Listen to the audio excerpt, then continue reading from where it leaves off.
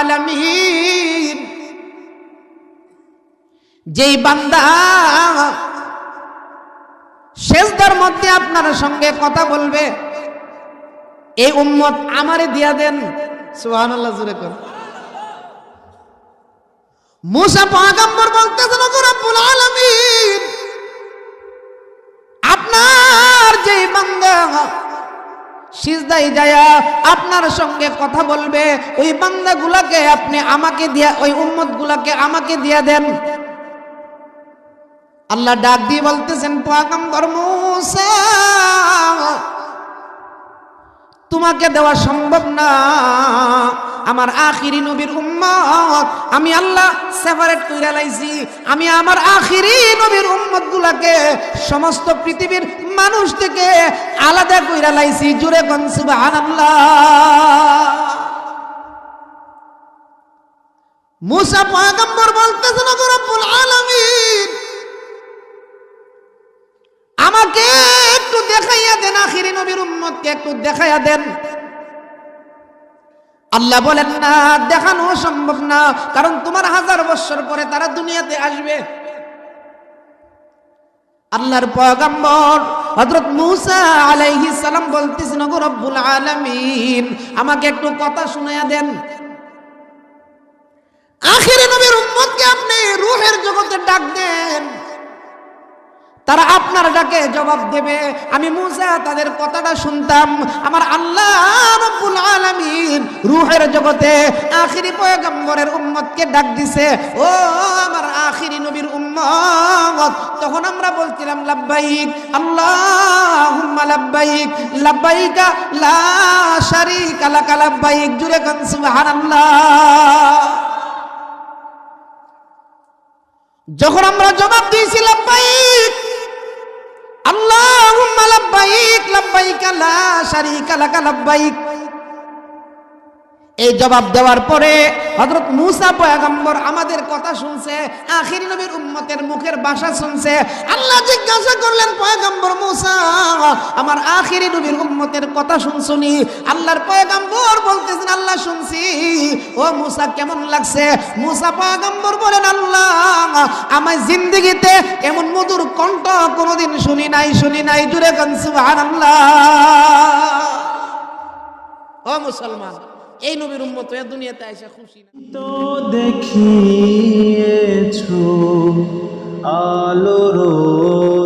এই উম্মতের কত সম্মান, কত মর্যাদা, এই বোঝানোর জন্য আমি আপনাদের সামনে নবীর চরিত্র সম্পর্কে কোরআনের আয়াত তেলাওয়াত করছি। একটা মানুষের সবচেয়ে দামি সম্পদের নাম হয়েছে তার চরিত্র। একটা মানুষের দামি সম্পদের নাম কি? টাকা পয়সা। টাকা পয়সা, টাকা হইলেই সমাজে সম্মানিত হওয়া যায় না। চরিত্র ভালো হইলেই সমাজে সম্মানিত হওয়া যায়। কথা বলেন? ও মুসলমান, দিকেন অনেক সুদকুর আছে, সুদ খায়া অনেক টাকা জমাইছে, কিন্তু সমাজের কাছে তার কোনো মূল্য নাই। মসজিদে গেলে ইমাম সাহেব যখন সুদের বিরুদ্ধে বয়ান করে, তখন সুদকুরের এলাকার বাচ্চারা ছায়া থাকে। কথা বলেন ঠিক কিনা? তখন সুদ করে মনে মনে কয়, রে ইমাম সাহেব আজকে সুদের বয়ানটা আরম্ভ করছে রে, আর ফুলাফান্ডি আমার ফেল ছায়া রইছে। মর্যাদা আছে, সম্মান আছে। সুদকুর সুদ খায়ার টাকা জমাইছে, তার সম্মান আছে। ও মুসলমান, সম্মান হলো চরিত্রওয়ালা ব্যক্তি। যার চরিত্র ভালো তারই সম্মান। আমার পয়গম্বরের, আপনার পয়গম্বরের সম্মান মক্কার কাফেরদের কাছে হচ্ছিল। সুবহানাল্লাহ জোরে। ও মুসলমান, আখিরি নবীর উম্মত, আমরা আমাদের নিজের সম্মান, নিজের মর্যাদা বুঝি না। 5 ওয়াক্তের নামাজ, বলেন কয় ওয়াক্তের নামাজ? এক এক রাকাতের মধ্যে কয়টা সেজদা? সবাই কোন? এক এক রাকাতের মধ্যে সেজদা কয়টা? 5 ওয়াক্তের 17 রাকাত ফরজ। এই 17 রাকাত ফরজের মধ্যে সেজদা কতটা? জুড়ে বলেন। এক একটা সেজদার কত মূল্য একটু হিসাব করেন আপনি। আল্লাহর ফেরেশতা জিবরাইল একদিন ডাক দিয়ে বলতেছেন, ও রব্বুল আলামিন, ও আমার মালিক, কোন কাজ করলে আপনি সবচেয়ে বেশি খুশি হন? হযরত জিবরাইল আল্লাহকে জিজ্ঞাসা করে কোন কাজ করলে আপনি সবচেয়ে বেশি খুশি হন? আল্লাহ বলতেছেন, জিবরাইল, যখন আমাকে কেউ সিজদা করে আমি সবচেয়ে বেশি খুশি হই। কি করে? জোরে বলেন। যখন আমাকে কেউ সিজদা করে তখন আমি সবচেয়ে বেশি খুশি হই। আল্লাহর ফেরেশতা জিবরাইল এই কথা শোনার পরে একটা সিজদা দিছে, একটা সিজদা দিয়া 30 লক্ষ বছর জমিনের মধ্যে পয়রা রইছে। জোরে কোন সুবহানাল্লাহ। এক সিজদা দিয়া কত বছর? 30 লক্ষ বছর এক সিজদা দিয়া জিবরাইলে জমিনে পয়রা রইছে, মাথা উঠাইছে, আল্লাহরে জিজ্ঞাসা, আল্লাহ এখন আমার প্রতি আপনি কতটুকু খুশি হইছে? সিজদাটা কি ছোট না বড়? এমন সিজদা আর কেউ দিতে পারবো? হায়াতুই মাত্র 60 বছর, 30 লক্ষ বছরের সিজদার সওয়াব আমরা কেমনে পাবো? আল্লাহ তাআলা বলেন, জিবরাইল তুমি 30 লক্ষ বছর সিজদা দিয়া মাথা উঠায়া আমাকে বলতেছো এর থেকে দামি সিজদা দেনওয়ালা আর কেউ আসেনি? ও জিবরাইল শোনো, আমার আখিরি জমানার নবীর উম্মত সকলের শেষে তারা দুনিয়াতে আসবে, তাদের এক একটা সেজদা, যেই সেজদা দিয়া মাত্র 3 বার সুবহানা রাব্বিয়াল আলা পাঠ করবে, ও আমার জিবরাইল ফেরেশতা, আখিরি নবীর বরকতে ওই 3 বার সুবহানা রাব্বিয়াল আলার যেই সেজদাটা আমার আখিরি নবীর উম্মতের সেজদাটা, তুমি জিবরাইলের সেজদা থেকে আরো দামি। সুবহানাল্লাহ জোরে কর। ও মুসলমান, সেজদার কত মূল্য আমরা বুঝি? যদি বুঝতাম, জামাই ওঠে 8টা, বউ ওঠে 9টা। কথা বলে না। বিবি কয় যে আমারে কইলাম ডাক দিও না, আমি কইলাম প্রধানমন্ত্রীর দলের লোক। কারণ আমরা সমাজে আগে আমরা শুনতাম নারী নির্যাতন, এখন শুনি পুরুষ নির্যাতন। কথা বলেন ঠিক না? আগের মতো মহিলা এখন আর সমাজে পাওয়া যায় না। কোন কোন মহিলা স্বামীটারে খুলার মধ্যে রাইখা দিছে, খালি উল্টাই দেওয়ার পারলে। খুলা চিনি? খুলা দিয়া কি বানায়? রুটি না, ওই যে খুলা, আমরা ব্রাহ্মণবাড়িয়া বলে খুলা, আপনারা মনে তাওয়া করলে বুঝবেন নি। এই তো তাওয়া চিনেননি? চিতল পিঠা, রুটি এগুলা যে বানাই, এটার নাম কি? তাওয়ার মধ্যে রুটিটা রাখতে খালি উল্টায় পাল্টায় দে। অনেক মহিলা আছে স্বামীর এমন যন্ত্রণা দে, তাওয়াটার মধ্যে রাখছে খালি ঘুরে ঘুরে। কথা বলেন ঠিক কিনা? আগের মহিলা এরকম ছিল না, আগের মা বোনেরা এরকম ছিল না। আর আমরা বাংলাদেশের মহিলাগুলা এরকম আগে ছিল না। 20-25 বছর আগে স্টার জলসা আর জি বাংলা আমরা দেশের মহিলাগুলার ধ্বংস করছে। কথা বলেন ঠিক কিনা? ও মুসলমান, আল্লাহর বান্দা বান্দি, আমরা নিজেরা নিজেদের মর্যাদা বুঝি না। আমরা কেমন চরিত্রবান পয়গম্বরের উম্মত, যে নবীর চরিত্র সম্পর্কে আমার আল্লাহ পবিত্র কোরআনের সূরাতুল কালামের মধ্যে বলেন, ও দুনিয়াবাসী শুনো, ওয়া ইন্নাকা লাআলা খুলুকিন আযীম।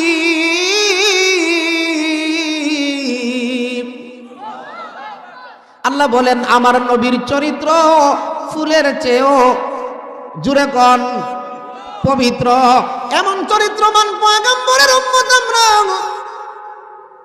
আজকে দুনিয়ার তামসাই পড়িয়া, দুনিয়ার রং তামাশার মধ্যে পড়িয়া আমরা আমাদের জিন্দেগি বরবাদ করতেছি, আমরা আমাদের হায়াতটাকে বরবাদ করতেছি।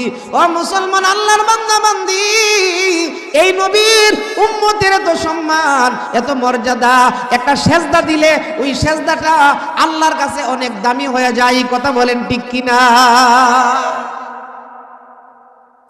মুসা আলাইহিস সালাম তুর পাহাড়ে আল্লাহর সাথে কথা বলতেন। কার সাথে? একদিন জিজ্ঞেস, আল্লাহ আমি যে তুর পাহাড়ে আপনার সাথে কথা বলি, আপনি কোথায় আর আমি কোথায়? মুসা আলাইহিস সালাম প্রশ্ন করার পরে আল্লাহ তাআলা বললেন, মুসা তুমি আর আমি দুইজনের মাঝখানে 70,000 নূরের পর্দা আছে।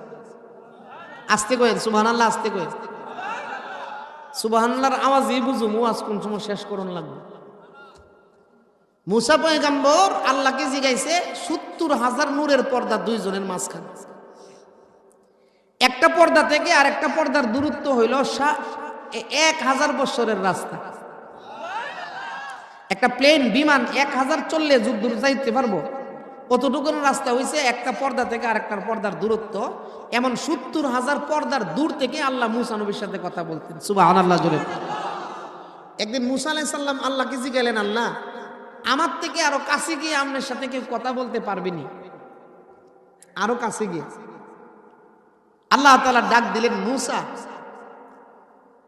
তোমার থেকে আরো কাছে না, শুধু আমার আখিরি নবীর উম্মত সেজদায় পইরা আমার সাথে কথা বলবে, তোমার আর আমার মাঝখানে সুবহানাল্লাহ বলবার লাগে রেডি হন, এখন না কিন্তু সুবহানাল্লাহ বলার জন্য রেডি হন। আল্লাহ বলতেছেন, মুসা তোমার আর আমার মাঝখানে 70,000 নূরের পর্দা আছে, আমার আখিরি নবীর উম্মত সেজদা দিয়া সুবহান রাব্বিয়াল আলার মাধ্যমে আমার সঙ্গে কথা বলবে, তাদের মধ্যে আর আমি আল্লাহর মধ্যে কোনো পর্দা থাকবে না। জোরে কোন সুবহানাল্লাহ। সম্মান বেশি না কম? মাননীয় প্রধানমন্ত্রীর সাথে ছবি উঠাইছে, ছবি উঠাইয়া শিলমান দি সাহেব প্রতাপ মুড়ে আইনা ফিস্টুন টাঙ্গাইছে, আমি নেতা। কথা কয় না? প্রধানমন্ত্রীর সাথে কথা কই আইছে, প্রধানমন্ত্রীর সাথে কথা বইলে আইসা রাস্তা দিয়ে হাঁটে, এরে ধাক্কা মারে, হেরে ধাক্কা মারে, কারে হের ধাক্কা মারে, কেড়ে মানুষ এসে গেছে ধাক্কা মারে করে, হে প্রধানমন্ত্রীর সাথে কথা কইছে পাওয়ার মারছে। কথা বলেন ঠিক কিনা?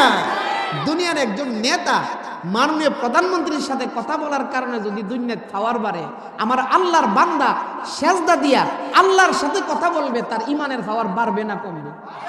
আমার কথা কি আপনারা বুঝতেছেন?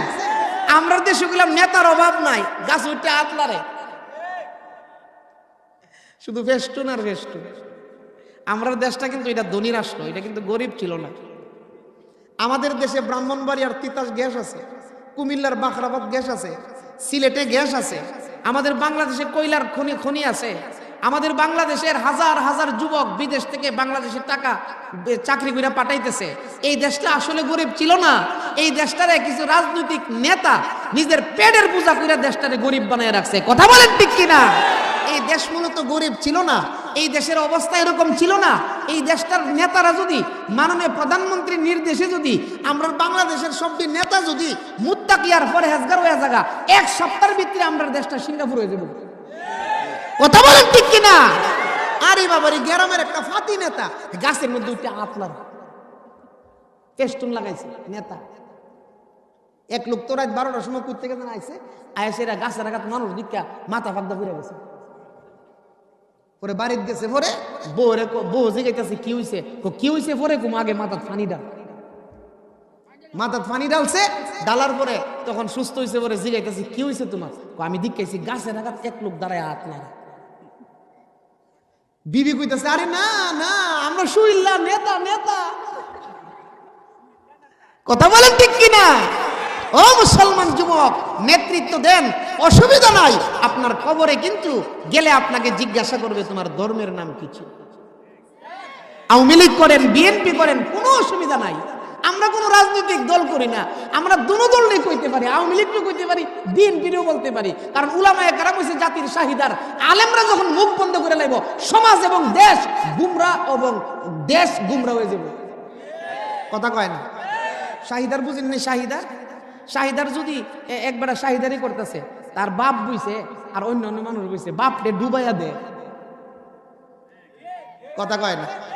শাহিদার বাপরে ডুবাইয়া দে আর অন্যরারে বাওয়াইয়া দে। এই শাহিদার আল্লাহর কাছে ধরা খাইব। কথা বলেন ঠিক কিনা? মসজিদের ইমাম সাহেব যদি মসজিদে বইয়া চিন্তা করে যে সুদের বিরুদ্ধে ওয়াজ করলে ভাই সাহেব বেজার হয়ে যাবো, সুদের বিরুদ্ধে ওয়াজ করতাম না, ঘুষের বিরুদ্ধে ওয়াজ করলে হি ভাই সাহেব বেজার হয়ে যাবো, এই কারণে ঘুষের বিরুদ্ধে ওয়াজ করতাম না, এই ইমাম হাসরের কঠিন ময়দানে তার জিহ্বাটা আল্লাহ কাটবে। কথা বলেন ঠিক কিনা? উলামায়ে কেরাম জাতির শাহিদার, উলামায়ে কেরাম জাতির শাহিদার। হক কথা, কোরআনের কথা, আল্লাহর কথা বলতেই হবে। সুদকুর ঘুষকুর বেজার হইল এই চিন্তা, বেপরদা নারীর বেজার হইল এই চিন্তা কইরা আমাদের ওয়াজ করলে হবে না। কথা বলেন ঠিক কিনা? কুমিল্লা এলাকা এক মসজিদ ইমাম সাহেব গেছে, নতুন ইমাম সাহেব গিয়া মসজিদের মধ্যে বয়ান করতেছে। উনি প্রথম শুক্রবারে সুদের বিরুদ্ধে বয়ান করছে। কোরআন শরীফের সূরাতুল বাকারার 275 নম্বর আয়াত আল্লাহ বলছে সুদ খাওয়া হারাম, যারা সুদ খাইলো তারা আল্লাহ এবং আল্লাহ রাসূলের সাথে জিহাদে লিপ্ত হইল। নাউযুবিল্লাহ জোরে কর। তো কোরআনের মধ্যে সুদের কথা আসেনি? সুদের কথা আসেনি? ইমাম সাহেব সুদের বিরুদ্ধে বয়ান করছে, করার পরে মসজিদের সভাপতি সাহেব কইতাছে, হুজুর আমি আর আপনার সাথে নাই, আমি আর আপনার সাথে। ইমাম সাহেব নতুন গেছে, সভাপতি সাহেব কো নাই, এই ইমামের চাকরি আছে না গেছে? তো ইমাম সাহেব কইতেছে, ভাই সাহেব ওয়াজটার মধ্যে কোনো ভুল টুল হইছে? না ভুল হইতো করে, কত সুন্দর করে সুদের বিরুদ্ধে ওয়াজ করছেন, আর ফুলাফান্ডি আমার ফেল ছায়া ছায়া আসতেছে। তো ইমাম সাহেব চিন্তা করে দেখছে, এই মসজিদও থাকলে জীবনে আর সুদের বিরুদ্ধে ওয়াজ করুন যেত না, কি লেগে সভাপতি সাহেব বেজার হয়ে যাবে, সারছে সুদের ওয়াজ। এরপরে শুক্রবারে ঘুষের বিরুদ্ধে ওয়াজ করছে। কি এর বিরুদ্ধে? ঘুষের বিরুদ্ধে যখন ওয়াজ করছে, মসজিদের সেক্রেটারি আছে নাকি পুলিশের চাকরি করতে। তো সেক্রেটারি সাহেব কইতেছে, হুজুর শিলমান দি এই মাদ্রাসা মসজিদে নামাজ পড়ালাম, এই মসজিদ আর আইছে না। তো ইমাম সাহেব কইছে, সেক্রেটারি সাহেব কি হইছে, আমার ওয়াজে কোনো ভুল হইছে? না ভুল হইতো করে, আমি জানি পুলিশের চাকরি করতাম, এই কথা আবার আপনার কাছে কইছি না। তো চিন্তা করে দেখছে, আরে এই মসজিদে ওয়াজ করলে ঘুষের বিরুদ্ধে কৃষি সেক্রেটারি বেজার হয়ে জায়গা, সাল্লাম ঘুষের ওয়াজ। এরপরে শুক্রবারে মদ জুয়া গাঞ্জা এটা হালাল না হারাম? কথা বলেন, মদ জুয়া গাঞ্জা হালাল না হারাম? ইতানের বিরুদ্ধে ওয়াজ করছে। ওয়াজ করার পরে মসজিদের কিশিয়ারে কইতাছে, টাকা যে গনে কিশিয়ারে কইতাছে, হুজুর যারা খুশি হইছে এরার থেকে বেতনটা লইলেন, আমি আর আপনার বেতন দিতাম পারতাম। তো ইমাম সাহেব চিন্তা করে দেখছে, এই মসজিদে থাকলে সুদের বিরুদ্ধে ওয়াজ করণ যেত না, ঘুষের বিরুদ্ধে ওয়াজ করণ যেত না, মদ গান্ধার বিরুদ্ধে ওয়াজ করণ যাইতো না। এরপরে শুক্রবারকে আর ওয়াজও করে না, শুধু খুতবা হইরা হইরা নামাজ শেষ করে দেয়। ও মুসলমান, ও আল্লাহর বান্দা, দুনিয়ার নিজাম ঠিক থাকবে না, দুনিয়ার ইসলাম থাকবে না যদি উলামায়ে কেরাম হক বয়ানগুলা, কোরআনের বয়ানগুলো আমাদেরকে না শুনাই, আমাদের দেশের মধ্যে ইসলাম থাকবে না। কথা বলেন ঠিক কিনা? আল্লাহর পয়গম্বর মুসা আলাইহিস সালাম বলতেছেন, ও রব্বুল আলামিন, যেই বান্দা সেজদার মধ্যে আপনার সঙ্গে কথা বলবে, এই উম্মত আমারে দিয়া দেন। সুবহানাল্লাহ, জোরে কর। মুসা পয়গম্বর বলতেছেন, ও রব্বুল আলামিন, আপনার যেই বান্দা সিজদায় যায়া আপনার সঙ্গে কথা বলবে, ওই বান্দাগুলাকে আপনি আমাকে দিয়া, ওই উম্মতগুলাকে আমাকে দিয়া দেন। আল্লাহ ডাক দিয়ে বলতেছেন, পয়গম্বর মুসা, তোমাকে দেওয়া সম্ভব না, আমার আখিরি নবীর উম্মত আমি আল্লাহ সেপারেট কইরা লাইছি, আমি আমার আখিরি নবীর উম্মতগুলাকে সমস্ত পৃথিবীর মানুষ থেকে আলাদা কইরা লাইছি। জোরে কোন সুবহানাল্লাহ। মুসা পয়গম্বর বলতেছেন, ও রব্বুল আলামিন, আমাকে একটু দেখাইয়া দেন, আখিরি নবীর উম্মতকে একটু দেখাইয়া দেন। আল্লাহ বলেন, না, দেখানো সম্ভব না, কারণ তোমার 1000 বছর পরে তারা দুনিয়াতে আসবে। আল্লাহর পয়গম্বর হযরত মূসা আলাইহিস সালাম বলতেছেন, ও রব্বুল আলামিন, আমাকে একটু কথা শুনাইয়া দেন। আখিরি নবীর উম্মতকে আপনি রূহের জগতে ডাক দেন, তারা আপনার ডাকে জবাব দেবে।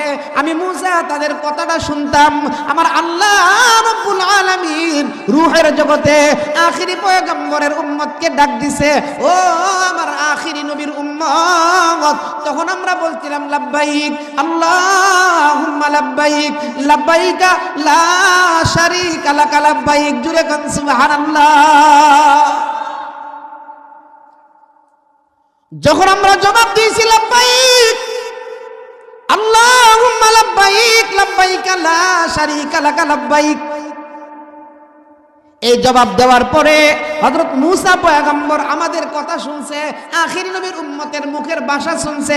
আল্লাহ জিজ্ঞাসা করলেন, পয়গম্বর মূসা, আমার আখিরি নবীর উম্মতের কথা শুনছনি? আল্লাহর পয়গম্বর বলতেছেন, আল্লাহ শুনছি। ও মূসা, কেমন লাগছে? মূসা পয়গম্বর বলেন, আল্লাহ, আমার জিন্দেগিতে এমন মধুর কণ্ঠ কোনোদিন শুনি নাই। জুরে কোন সুবহানাল্লাহ। ও মুসলমান, এই নবীর উম্মত হয়ে দুনিয়াতে আইসা খুশি না বেজার? তাহলে মাথার চুলের এই অবস্থা কেন? এই নবীর উম্মত হয়ে দুনিয়াতে আয়েশা খুশি না বেজার? খুশি। তাহলে বিশ্বকাপের খেলা নিয়ে ব্যস্ত কেন? জবাব দিতে আসি না। কথা বলেন, নবীজির সামনে আমাদের জবাব দিতে আসি না? নবীজির সামনে আমরা কিভাবে গিয়ে দাঁড়াবো? ও ভাই, ও মুসলমান, আমরা তো এমন একজন পয়গম্বরের উম্মত, যেই পয়গম্বরের চরিত্র সম্পর্কে আল্লাহ কোরআনের সূরাতুল কালামের মধ্যে আল্লাহ ঘোষণা দিছে, আমার নবীর চরিত্র ফুলের চেয়েও। আপনাদের নরসিংদী কুকুরের গোশত কত টাকা কেজি? কথা বলে, কেউ পয়সা দিয়ে কিনবে? কুকুরের গোশত মানে 200 টাকা কেজি। কেউ কিনবে? কেন কিনবে না? কুকুর হারাম, তার চরিত্র ভালো না। বকরির গোশত, খাসির গোশত, কথা কয় না, 1000, 1500, কোনো খাসির গোশত 2000 টাকা আছে। কেন? কুকুরের গোশতের মূল্য নাই, তার চরিত্র ভালো না। হাসির গোশতের মূল্য বেশি, তার চরিত্র ভালো। কিভাবে? খাসি বা বকরির দেখবেন 4 আঙ্গুল লেজ আসেনি, এই 4 আঙ্গুল লেজ দিয়া এই বকরিটা খাসিটা তার নিজের লজ্জাস্থান দ্বারা ডাইক্কা রাখে। কথা বলেন। আর কুত্তার লেজটা 1.5 হাত লম্বা, এরপরেও লেজটা ঘুরাইয়া নিজের শরমের জায়গাটি দেখায় রাখে। কথা বলেন ঠিক কিনা?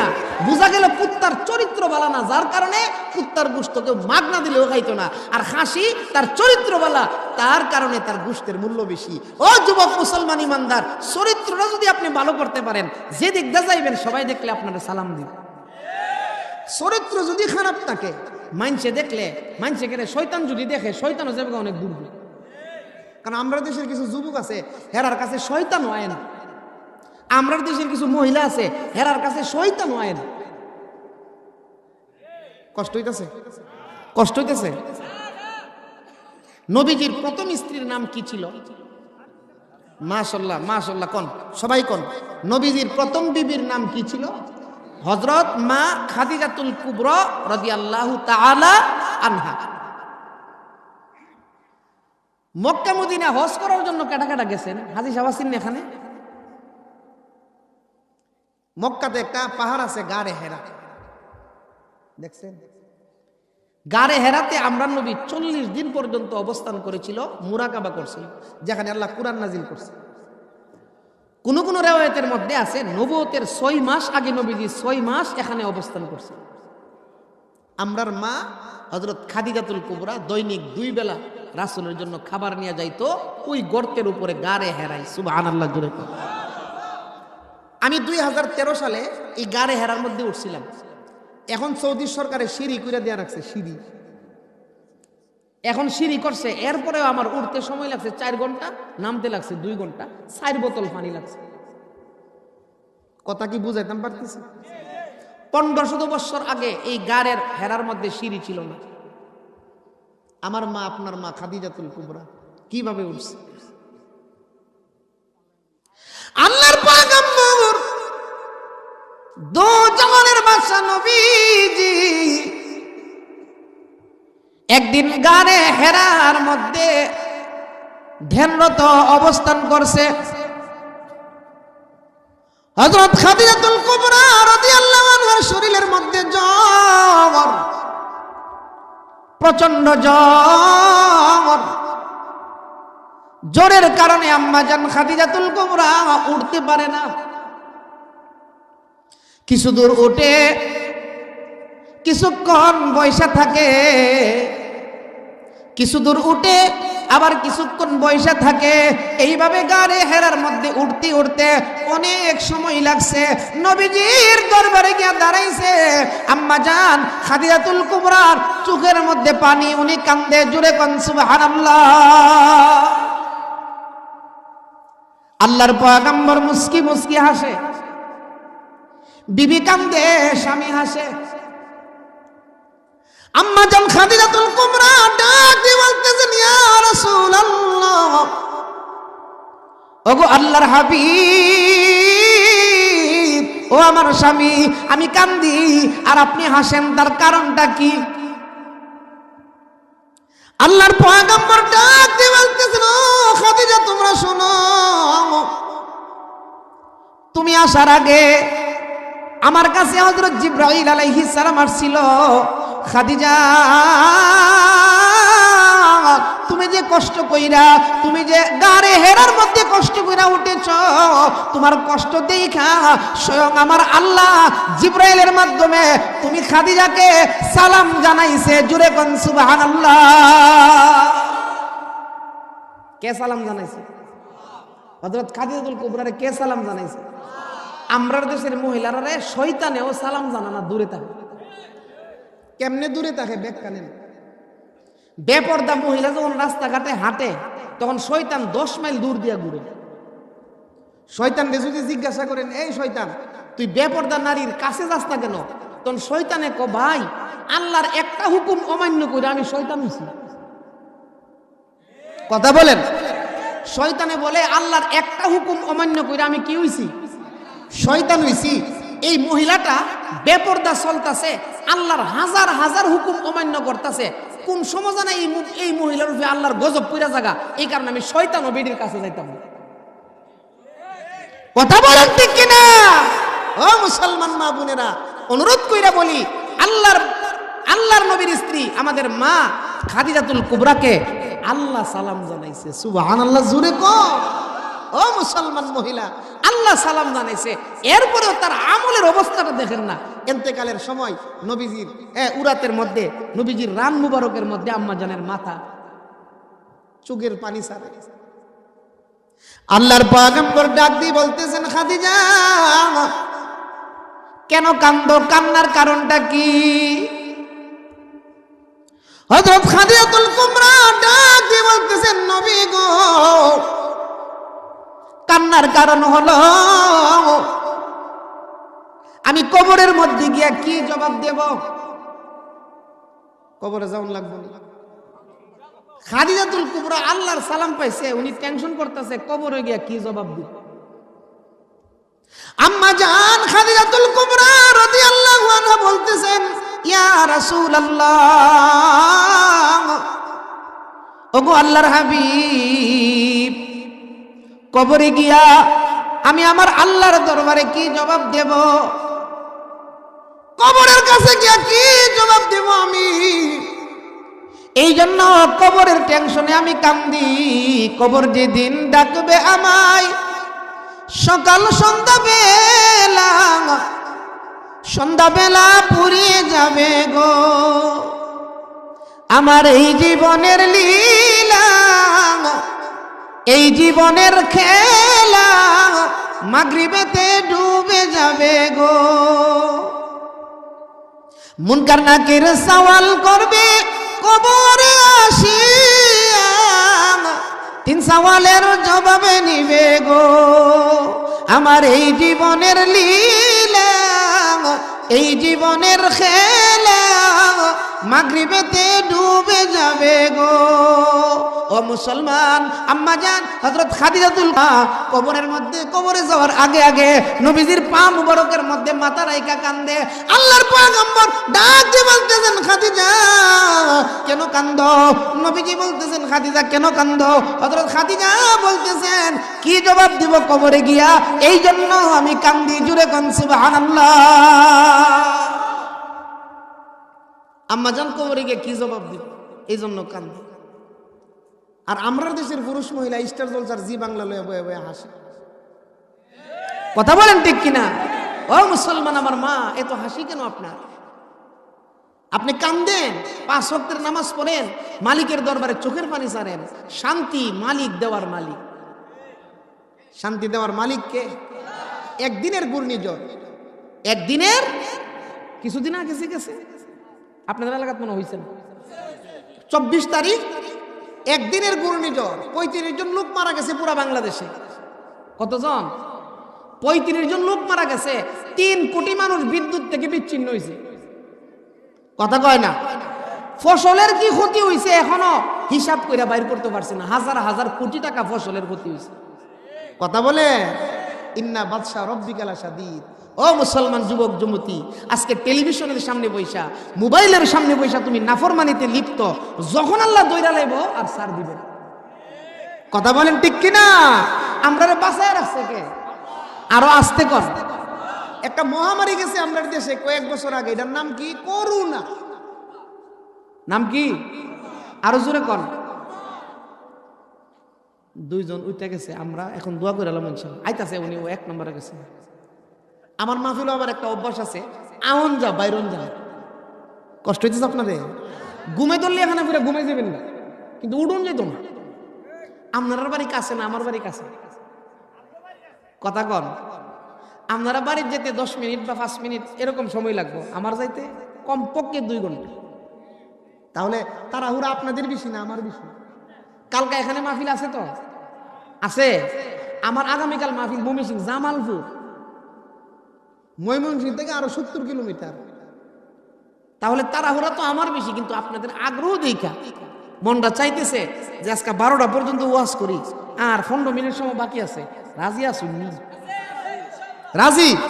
মাশাআল্লাহ, আগ্রহ আছে। আল্লাহ তুমি কবুল করো, সকলে বলুন আমিন। বাবা ও ভাই মুসলমান, এই বসা থেকে যদি আল্লাহ আমরা মাফ করে দেয়, তাহলে আমরা গুনাহমুক্ত হয়ে বাড়িতে যাইতে পারবো। কথা বলেন ঠিক কিনা? এই জন্য আমরা সকলেই মাফির আশা লইয়া বসি। 12টার সময় দোয়া করুন, 12টার সময় নুজুলের রহমতের সময়, আল্লাহর রহমত থেকে আমরা একটু কিছু পাইতে চাই। কথা বলেন ঠিক কিনা?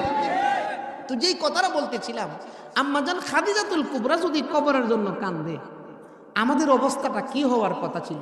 আমরা এইগুলা চাইরা শুধু আমরা দুনিয়ার গুনাহ, নাচ গান এইগুলা নিয়ে আমরা ব্যস্ত হয়ে আছি। কথা বলেন ঠিক কিনা? নামাজ নাই, রোজা নাই, এত নিয়ামত, এত কিছু আল্লাহ আমরারে দেয়া রাখছে, এরপরেও আমরা বুঝি না আমরা যে আখিরি নবীর উম্মত। কথা বলেন ঠিক কিনা?